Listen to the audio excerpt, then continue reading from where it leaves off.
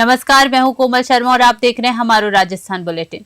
नगर पालिका बानसूर में सोमवार को सामाजिक न्याय एवं अधिकारिता विभाग द्वारा आयोजित कार्यक्रम में मुख्यमंत्री दिव्यांग स्कूटी योजना के तहत 5 दिव्यांग लाभार्थियों को स्कूटी वितरित की गई। बानसूर विधायक देवी सिंह शेखावत ने इन लाभार्थियों को स्कूटी की चाबियां सौंपी। स्कूटी पाकर दिव्यांग लाभार्थियों के चेहरों पर खुशी साफ झलक उठी। विधायक शेखावत ने इस अवसर पर कहा कि राज्य सरकार दिव्यांगजन हितैषी योजनाओं के विस्तार और प्रभावी क्रियान्वयन के लिए प्रतिबद्ध है। उन्होंने बताया कि ये योजना दिव्यांगजनों को आत्मनिर्भर बनाने की दिशा में एक महत्वपूर्ण कदम है, जिससे उन्हें रोजमर्रा की आवाजाही में सुविधा मिलेगी। बानसूर से सतीश शर्मा की रिपोर्ट। पशु पक्षी प्रेमी भामाशाह कपूरचंद जैन ने गौमाता को सर्दियों की भीषण ठंड से बचाने के लिए खेडली में एक सराहनीय पहल की है। उन्होंने अपने स्वयं के निजी खर्च पर विभिन्न गौशालाओं के लिए 651 गर्म खोलियां तैयार करवाई है। इन खोलियों का वितरण सोमवार को कठुमर विधायक रमेश खींची के कर कमलों से शुरू किया जाएगा। विधायक खींची ने सब्जी मंडी के समीप स्थित गौशाला में गायों को गुड़ खिलाकर और पूजन कर उन्हें खोली उड़ाई। विधायक रमेश खींची ने भामाशाह कपूरचंद जैन की इस पहल की सराहना करते हुए कहा कि गौमाता की सेवा के लिए ये प्रयास समाज को प्रेरित करेगा। इस अवसर पर चेयरमैन संजय गीजगढ़िया, भाजपा मंडल अध्यक्ष शिलेंद्र चौहान, गौशाला के संचालक ओम प्रकाश जैमन, एडवोकेट पार्षद मुरारी लाल सैनी, महावीर प्रसाद गौतम, पार्षद बनवारी लाल शर्मा, स्काउट गाइड संत के ओम प्रकाश गुप्ता सहित बड़ी संख्या में लोग मौजूद रहे। खेडली से इकलेश शर्मा की रिपोर्ट। देखो, आप सबको विदित है कि हमारे हिंदू संस्कृति में नृत्य की कोई बहुत बड़ी सेवा है और आज के हालात में ऐसा जिस तरह से ग्रहण हो रहा है, जिस तरह से गड़बड़ हो रही है, उसको हमें अपने आप में सारे लोगों को अपनी संस्कृति को देखते हुए इनके प्रति बहुत श्रद्धा भाव के साथ और सेवा का रूप रखना चाहिए। आज मुझे बड़ी खुशी है कि हमारे सारे लोग मिलकर खेडली मंडी के खासतौर से भामाशाह कपूर जी और बनवारी जी सबने मिलकर आज हमारी छोटी सी गौशाला खेडली में है और इस गौशाला के जितने भी लोग हैं पशु हैं उन सबकी सेवा के लिए हम सब उपस्थित हुए हैं और आज उन सबके लिए गौ सेवा के रूप में एक संदेश दे रहे हैं कि हम सब मिलकर और जो भी क्या इनकी और सेवा अच्छी हो सकती है उस सेवा को करेंगे। आज गुड़ खिलाकर और विभिन्न प्रकार से उनका सम्मान करकर और ख़ासतौर से जो आने वाली सर्दी है उस सर्दी में उनके की जो व्यवस्था रखी है कि उनको किसी प्रकार सोजत में जिला प्रशासन के तत्वाधान में यूनिटी मार्च का भव्य आयोजन किया गया। कार्यक्रम में सोजत विधायक शोभा चौहान मुख्य अतिथि रही, जबकि नगर पालिका अध्यक्ष मंजू जुगल किशोर निकुम ने अध्यक्षता की। मार्च में सोजत उपखंड के विभिन्न विभागों के अधिकारी, कर्मचारी, जनप्रतिनिधि और बड़ी संख्या में विद्यार्थी शामिल हुए। विधायक शोभा चौहान ने हरी झंडी दिखाकर यूनिटी मार्च को रवाना किया। मार्च नगर के प्रमुख मार्गों से गुजरा, जहां नागरिकों ने उत्साहपूर्वक स्वागत और उत्साहवर्धन किया। कार्यक्रम में भाजपा जिला उपाध्यक्ष भंवर लाल सेंचा, दिग्विजय सिंह, राजेंद्र किसान, कन्हैया लाल ओझा सहित अनेक गणमान्य उपस्थित रहे। पाली से ललित तिवारी की रिपोर्ट।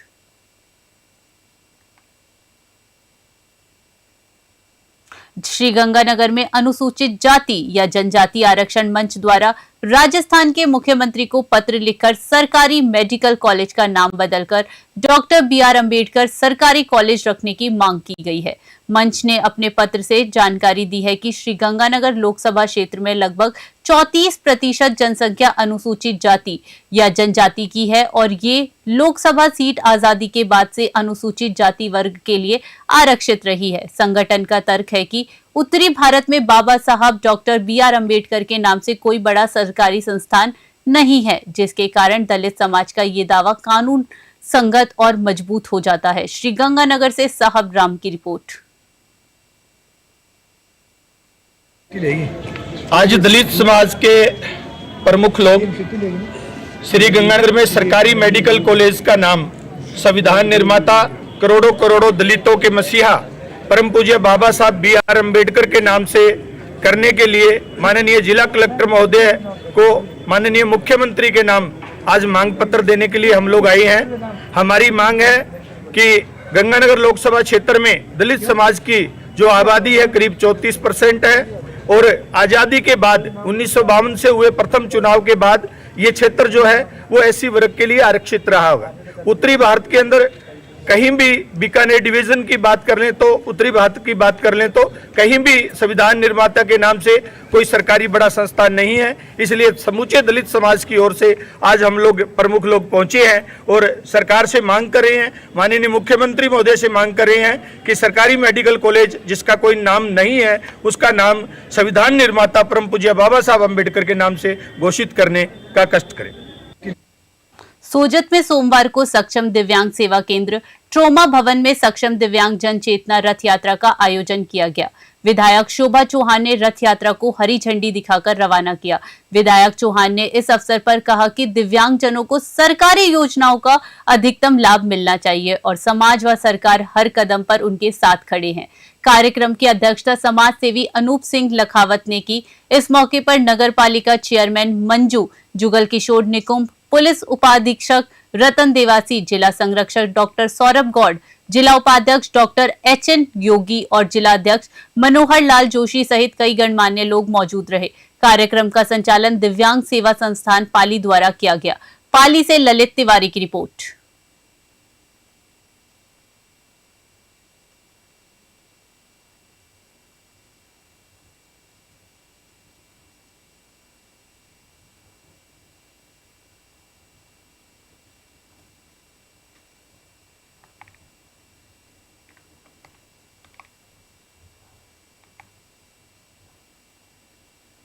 टू जीबी ग्राम सेवा सहकारी समिति 3 GB मिनी बैंक गबन मामले में शेष रही 93% राशि लौटाने की मांग को लेकर खाता धारकों और प्रशासन, बैंक प्रबंधक तथा अन्य अधिकारियों के बीच उप तहसील कार्यालय में बैठक आयोजित हुई। बैठक में कोई ठोस समाधान नहीं निकलने पर खाता धारक आक्रोशित हो गए और आगे आंदोलनात्मक कदम उठाने का निर्णय लिया। बैठक में सूरतगढ़ विधायक डूंगर लाल गेदर, उपखंड अधिकारी शकुंतला चौधरी, गंगानगर केंद्रीय सहकारी बैंक के एमडी संजय गर्ग, सहकारिता विभाग अनूपगढ़ से प्रियंका सहित अन्य अधिकारी उपस्थित रहे। बातचीत में समाधान नहीं निकलने पर खाता धारकों ने गंगानगर केंद्रीय सहकारी बैंक शाखा जैतसर पहुंचकर आंदोलनात्मक कदम उठाने को लेकर बैंक मैनेजर को ज्ञापन सौंपा।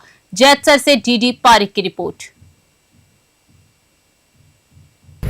2 GB मिनी बैंक घोटाले प्रकरण को लेकर के आज मीटिंग हुई है। एमडी को बुलाया है, एसडीएम साहब भी यहाँ थे और जो खाता धारक है वो सारे के सारे थे। उनके सामने सारी की सारी बातचीत हुई है। एमडी ने अब तक की जो प्रोग्रेस है वो सारी की सारी बताई है, लेकिन इसके अंदर हाई कोर्ट के जोधपुर और जयपुर के स्टे हैं, रायसनगर कोर्ट का स्टे है, तो उन स्टे को हटाने के लिए जल्दी से जल्दी एमडी और इनका विभाग है वो कार्रवाई करेगा और इससे आगे की सारी गतिविधियों यानी प्रकरण की जांच के लिए और उनसे बातचीत करने के लिए कलेक्टर से बातचीत करने के लिए तय हुआ कि हम जिला कलेक्टर से जाकर के, क्योंकि वो प्रशासक है इस सारे के सारे विभाग की, उनसे जाकर के बातचीत होगी और आगे जो एसआईटी गठन की गई है उस पर भी बातचीत आगे जाकर के होगी। तो ये सारी अभी बातचीत तय होगी। तो जी मेड़ता नगर के वार्ड नंबर 21 में 38 लाख रुपए की लागत से बनने वाली सीसी सड़क निर्माण कार्य का शुक्रवार को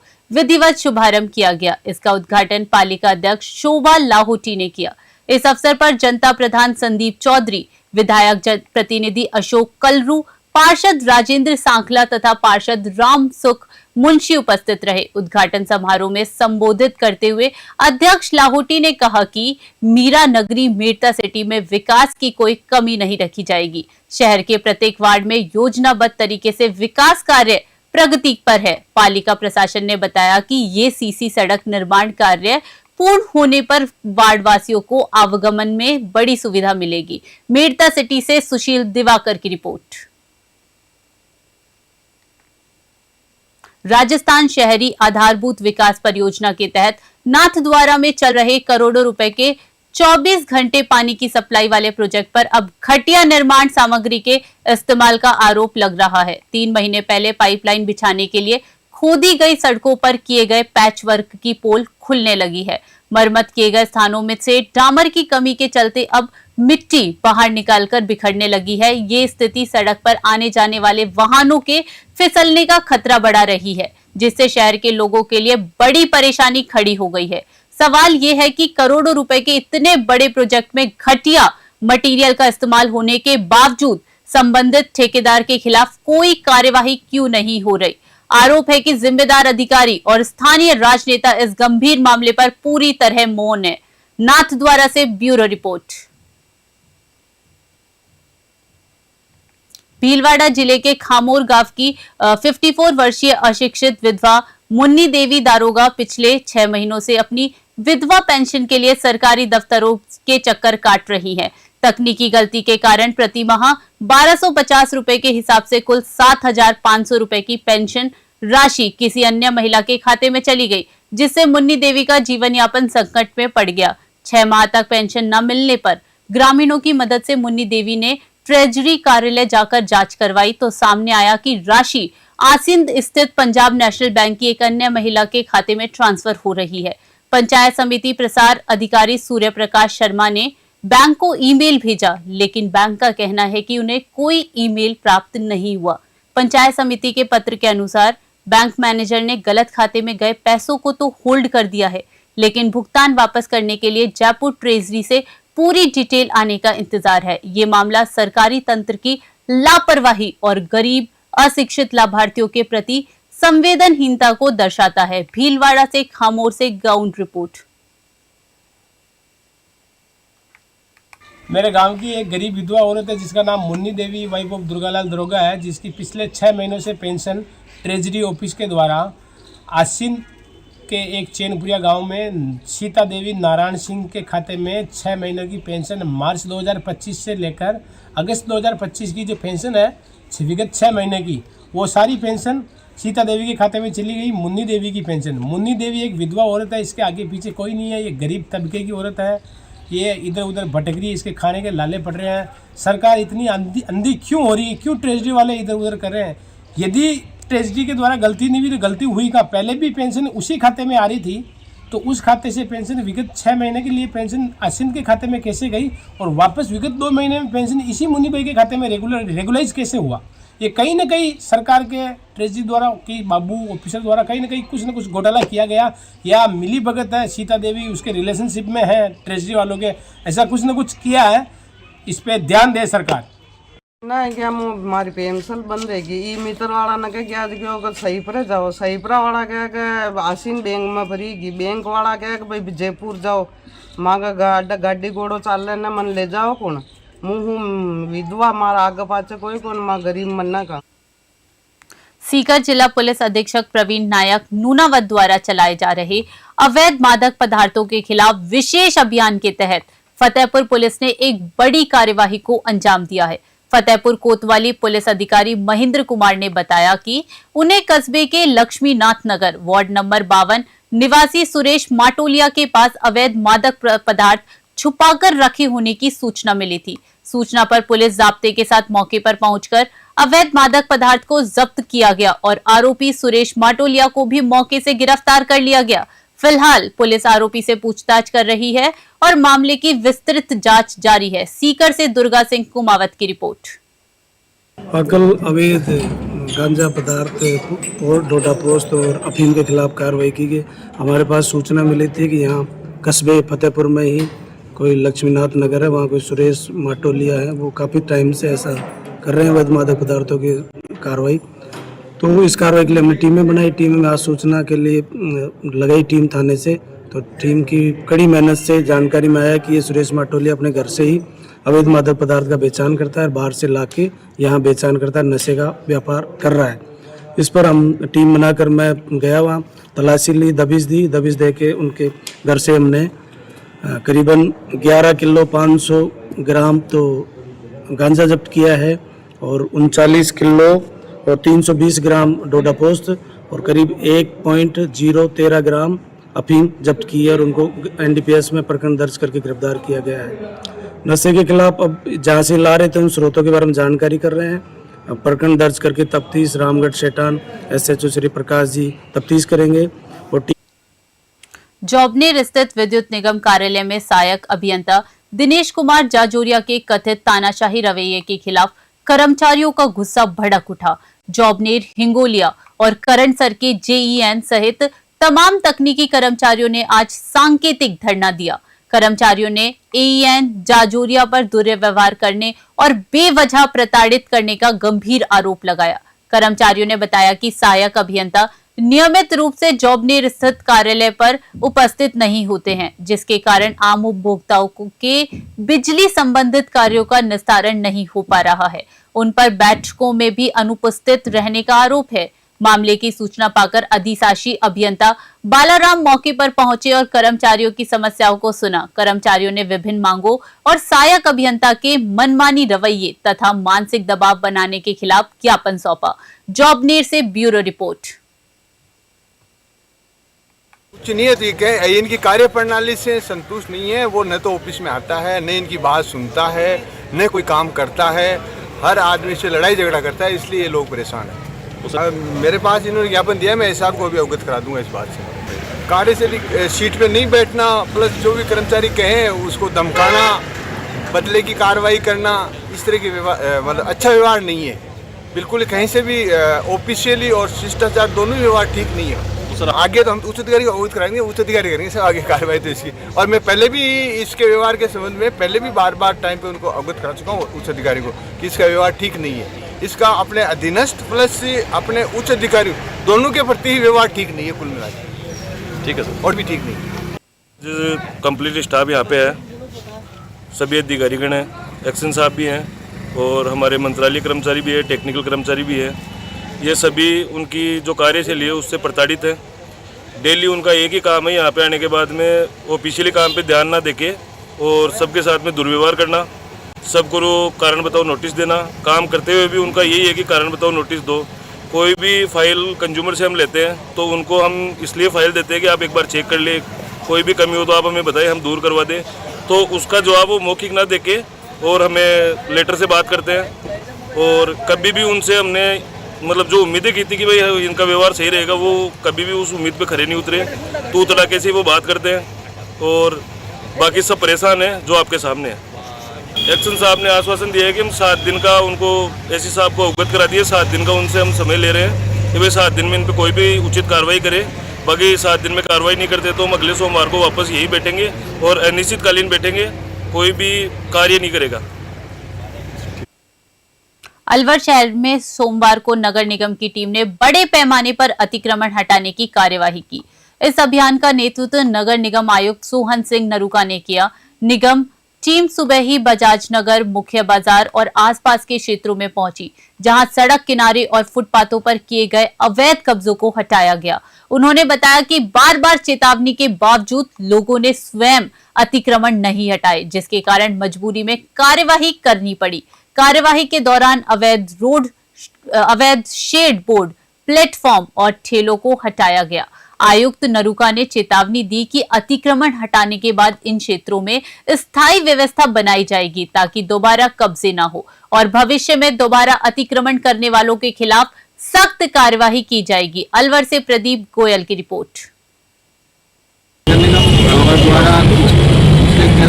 दिनों के कंटिन्यूशन में आज फिर से हटाने की कार्रवाई की जा रही है। हटाने में व्यापारियों के द्वारा पूरा सहयोग दिया जा रहा है, जैसा कि उनके द्वारा एक्सप्लेन किया गया था। व्यापार मंडल और व्यापारियों द्वारा पूरा सहयोग किया जा रहा है और अधिकतर व्यापारियों द्वारा और लोगों द्वारा अपना सामान जो सड़कों पर रखा हुआ था पहले से हटा लिया गया है। जो भी अस्थायी स्ट्रक्चर्स हैं जो अभी भी रोड पर हम उनको हटा रहे हैं और ये कार्रवाई जारी रहेगी। मैं सभी व्यापारी बंधुओं से आमने आग्रह करूँगा कि निगम की इस मुहिम में हमारा साथ दें और जो भी सड़कों पर अतिक्रमण किए हुए हैं उनको स्वतः ही हटा लें। तो ये मेरा साथ है। सर चूड़ी मार्केट में भी अतिक्रमण हुआ पड़ा है, उस पर भी कोई कार्रवाई की जाएगी क्या? अभी मुख्य बाजारों से हम ये कार्रवाई कर रहे हैं, धीरे धीरे अंदर वाले मार्केट। सर ये देखा गया है कि कार्रवाई करने के तुरंत कुछ देर बाद व्यापारी अपना सामान से बाहर निकाल लेते हैं, कितने एक्शन हुए? अगली बार सामान जब्त कर लेंगे, जुर्माना भी करेंगे। सर किस तरह का मैसेज देना चाहते हैं आप लोगों को? मैं यही मैसेज देना चाहूँगा कि अगर अलवर के रेवदर उपखंड मुख्यालय पर स्थित जलदाय विभाग के जिम्मेदार अधिकारी अपनी ड्यूटी और जिम्मेदारी के प्रति घोर लापरवाही बरत रहे हैं। पानी की समस्या को लेकर ग्रामीण सुबह 11 बजे जलदाय विभाग कार्यालय पहुंचे, लेकिन सहायक अभियंता व कनिष्ठ अभियंताओं के कक्षों पर कुंडी लगी हुई मिली। उपखंड मुख्यालय पर सहायक अभियंता AEN के साथ ही अनादरा, मंडार और रेवदर के तीनों कनिष्ठ अभियंता JEN अपने कार्यालयों से सुबह से ही नदारद रही। अधिकारी नदारद होने के कारण ग्रामीण अपनी समस्याएं बताए बिना ही निराश होकर लौट गए। जलदाय विभाग के अधिकारियों की ये सामूहिक अनुपस्थिति जिला कलेक्टर के सख्त आदेशों की खुली अवहेलना है। रेवदर से नरेश चौधरी की ग्राउंड रिपोर्ट। बूंदी जिले के केशोर रायपलाटन में क्षेत्र में खरीफ की फसलों में हुए भारी नुकसान के बाद किसानों पर बिजली बिल जमा कराने का दबाव बनाने के खिलाफ रोष फूट पड़ा। केशोर रायपाटन शुगर मिल संयुक्त किसान समन्वय समिति के नेतृत्व में किसान प्रतिनिधि मंडल ने विद्युत कार्यालय पहुंचकर मुख्यमंत्री के नाम ज्ञापन सौंपा और बिजली बिलों की माफी की मांग की। किसान प्रतिनिधियों ने बताया कि इस वर्ष बेमौसम बारिश के कारण क्षेत्र में खरीफ की सारी फसलें बर्बाद हो गई, जिससे किसानों की आर्थिक स्थिति बेहद खराब हो गई है। उनके पास आगामी फसल के लिए भी पैसों की व्यवस्था नहीं है। ऐसे में वे बिजली के बिल जमा कराने में असमर्थ हैं। किसान प्रतिनिधि गौतम ने किसानों से भी अपील की है कि वे किसी भी प्रकार के दबाव में ना आए, क्योंकि उन पर अभी बिल जमा कराने का कोई दबाव नहीं है। उन्होंने कहा कि किसानों के साथ हर परिस्थिति में न्याय होगा, लेकिन आज सभी जिम्मेदार लोग किसानों से मुंह फेर रहे हैं। बूंदी से पुरुषोत्तम की रिपोर्ट। 16 नवंबर को राष्ट्रीय प्रेस दिवस के अवसर पर Indian federation of working journalist IFWJ पत्रकार संगठन की नागौर जिला इकाई की एक बैठक राष्ट्रीय उपाध्यक्ष एवं प्रदेश अध्यक्ष उपेंद्र सिंह राठौड़ की अध्यक्षता में आयोजित की गई। इस बैठक में नागौर जिला इकाई के नवनियुक्त जिला अध्यक्ष अनिल शर्मा का स्वागत किया गया, जिसके बाद जिला कार्यकारिणी के पदाधिकारियों ने नामों की घोषणा की गई। वरिष्ठ सदस्यों के सुझाव पर एक महत्वपूर्ण निर्णय लिया गया। अब डीडवाना, कुचामन, मकराना, लाडनू और नावा को भी नागौर जिला इकाई के साथ रखते हुए एक एकीकृत इकाई का गठन किया जाएगा, जिसके लिए प्रदेश इकाई ने सहमति दे दी है। बैठक का संचालन श्रवण दादीश ने किया। जिलाध्यक्ष अनिल शर्मा ने जिला इकाई के पत्रकारों के हित में कई नवाचारों की घोषणा की। नागौर से मोहित रंकावत की रिपोर्ट।